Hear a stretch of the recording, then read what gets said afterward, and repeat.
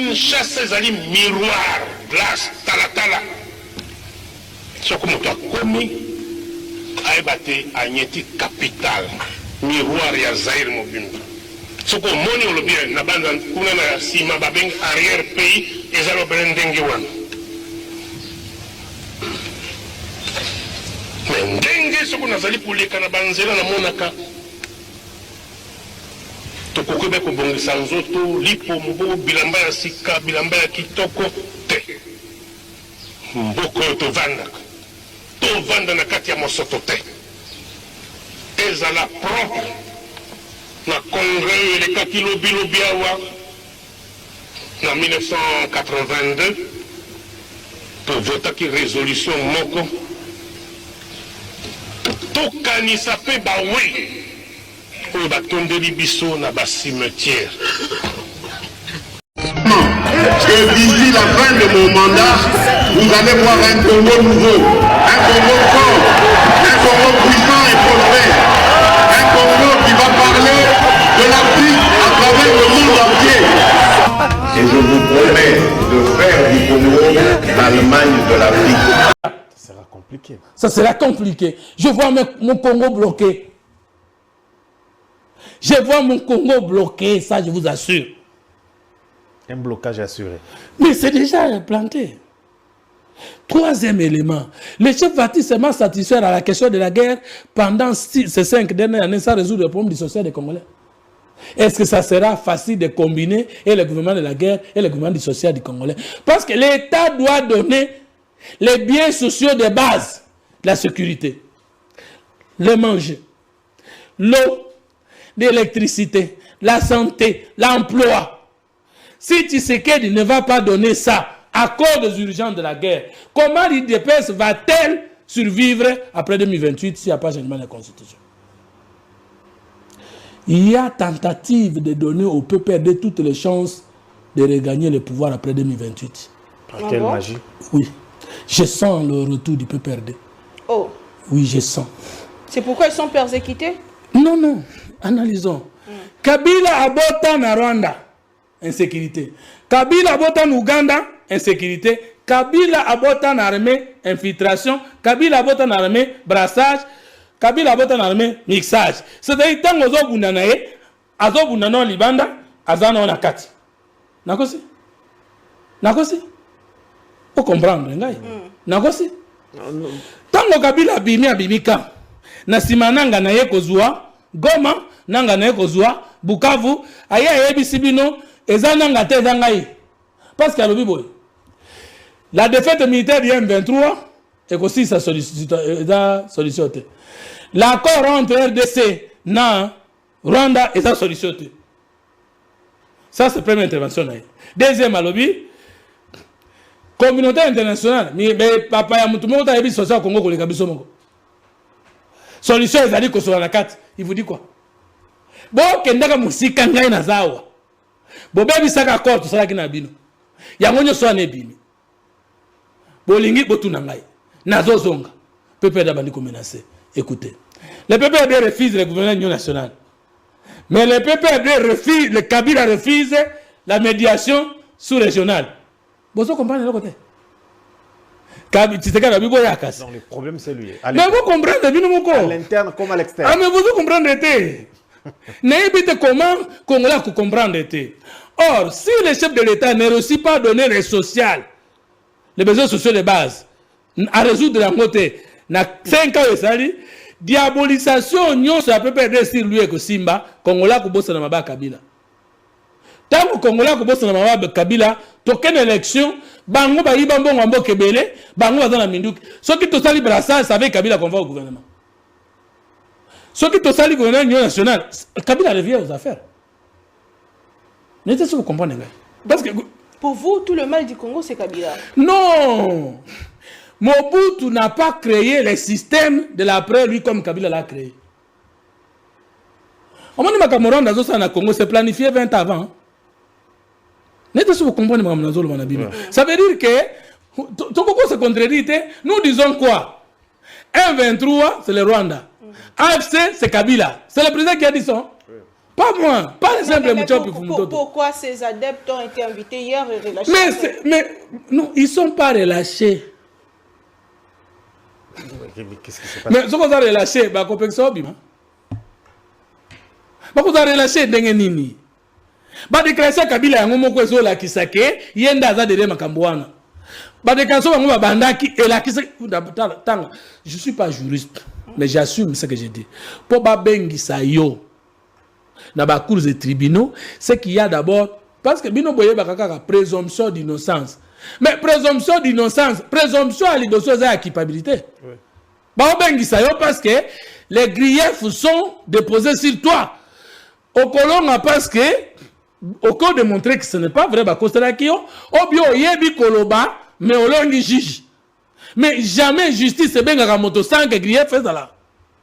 C'est la fin de l'émission. Donc, je vous assure que les trois gouvernements, nous risquons gaffer sérieusement et préparer les lits pour Kabila. Voilà pourquoi lui-même dit s'il faut nazonga pour naya kobongisa et kozonga ngozane. Parce que n'Éthiopie alobaka, je ne vous dis pas au revoir. Naba ninga ne ba chef d'État. Avakende. À bientôt. Bientôt on va ngota ça connaissez. Et suko tokena bango na gouvernement union nationale. Okoti si batananga, okoti Kabila te. Okoti batakaba gamite. Oboyi kokotsa bango, mais armée koki bango te. Bayawa te. Voilà le problème. Donc aujourd'hui, nous ne pouvons plus que souhaiter Mokonzambo Kanzamba Zanaye, ba consonne se simbaye pour que tolongisa Congo. Naye bisaki yon émission awa.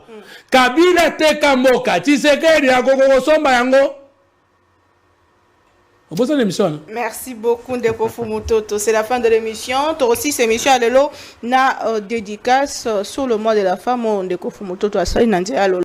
Bozu bokonzi po bobongisa mais bopé sa solution, bopé sa réponse na déshydrater la population. To ba kaka place moko ezaka ba projet, nous allons voir. Nous avons pris des mesures. Nous avons comment ba couturier et Tony, nous avons pris des mesures, Mais attends couturier a ba mesures, so gazo tongate donc ça est là-bas.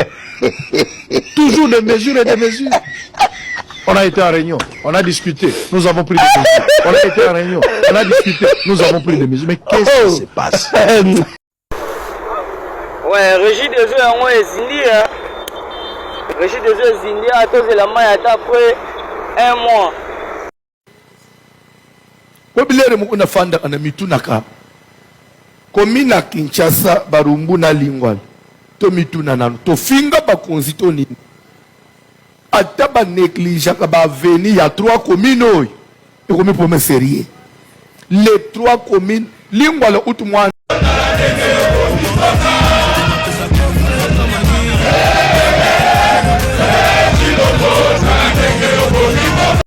Et puis, plus grave, imbécile, il y a Obatirabino, Maman Martha, Tirabino, gouverneur ou Alala Kassoui Bumba, Daniel Bumba, ou Alala Kabapongi, ou Yangoubou, Wana, hippopotame.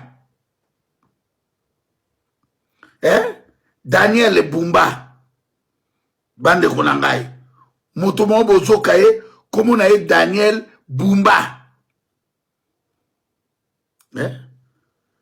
Akoma gouverneur ya Pongi Ngoubou Daniel, tu es malade.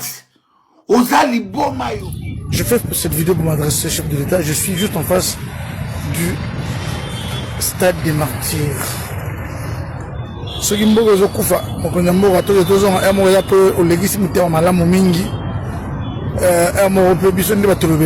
que tu encourages la vérité. Mogozo Koufa pour les guinées malin mingi. Mobile gouverneur de la ville de Kinshasa a clôturé la place où, en dépit de l'insécurité, au clôture est recréé. Dala Makambo et Saïma et Sika, donc rien n'a été fait. Alors que place où il y a une place, les jeunes, Sakana, Tabal, regardez le terrain entre la commune de Kassavou et le stade Martyr, ce que c'est devenu. Vraiment, totalement, Mboka, Ndengeni, Atabi, Moko. Chef d'État posé Kinois. Gouverneur David Kinois, Ngobila Kinois. Bon, maintenant, on doit savoir que Azotambola librement comme sénateur. Donc, Mboka, oh, vraiment, non, vraiment, Gentini Ngobila Foz a interpellé dans le service. À foutre à Bambon, on va placer on est Zalaki. Et puis on doit nous dire pour quelle raison on n'a pas le droit d'avoir un rapport sur ce qui se passe chez nous. On met des parkings partout, l'insécurité, l'insalubrité. Camille dans le vidéo a venu flammer les amis. Comment pour un mot vraiment hein boy. La mi toka na tamblo ino kanga mi toka pesa bien. Mi toka yango ba zo ngote ba lekita bangwana. Hein? Chilombo a perdu la tête. L'hernie discale a déjà attaqué le cerveau de Chilombo. En citant Joseph Kabila comme créateur de l'AFC, nous comprenons bien que Félix Chilombo n'est pas en bonne santé. Il a besoin des soins pour sa santé mentale. Par manque de personnalité, le président des Kassaïens dit des choses comme un enfant de 3 ans à la maternelle. Paul Kagame a dit « Chilombo est capable de tout, sauf de mesurer les conséquences de ce qu'il dit ». Par manque d'une bonne éducation, le fils de Sakina Chilombo traite encore Moïse Katumbi de borderline. Qui a dit que Kagame, c'est son frère? Qui a nourri le M23 pendant 14 mois à Kinshasa? Arrivé au pouvoir par un accord, au lieu de s'occuper du social de la population, sa priorité était les tourismes et des promesses non réalisées, une compétition des détournements et la camaraderie dans le gouvernement. La vérité vous rattrape et la honte sur le visage. Les jours restent à compter avec les doigts. Abonnez-vous pour ne rien rater. Likez la vidéo et partagez aussi.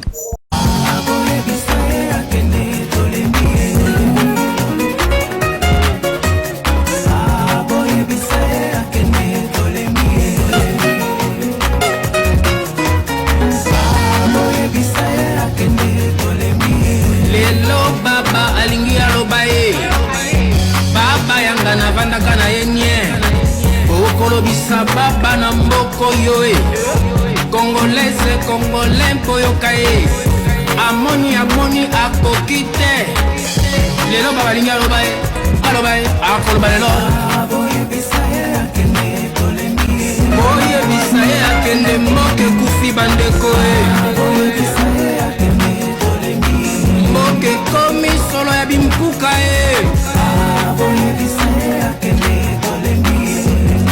mboka na ngai bandeko oyo mboka na ngai soki nalobeli yango te nani akolobela soki totelemi te nani akotelema mboka na ngai etonda bomengo kasi tozali kokufa lokola banyama na mboka na biso moko pasi mama oyebisa ye akende babomi mboka tolembi kokufa lokola bampuku mboka na ngai ezanga lopitalo ya malonga ezalaka te mai ya komela kutu koloba te lisusu ekoma kobimisa ntufi toloba te na kelasi bana bakoma kovanda na mabele bandeko mboka etonda nzete meke bandeko kasi kuna bazali kominamina mbongo ya mboka oyo pasi mama tolembi koyoka soni ya boye tolembi kokabola lipapu ya soso na lipota mobimba mbongo ya mboka valeur ezalaka lisusu te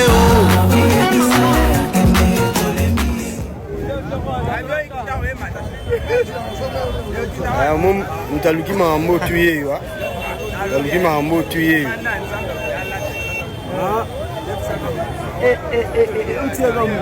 ntango na bapoto badindaka tosekaka ti oyo eze bandeli alelo meti po akanaliza mai bien malgré mai etondi mesure ete elo pas de corps olongi bato kotoye aza kose contredire ye moko na bamaloba abi l'état akreaka misala mpo na bagene te baentreprise nde moto mais oye na baentreprise te ça faut ça l'état te tu diriges rien tu contrôles rien tu maîtrises rien ocrée bamploi te Kinshasa ya pamba okoki kotonga te Kinshasa ya pamba okoki yango te bandeko na ngai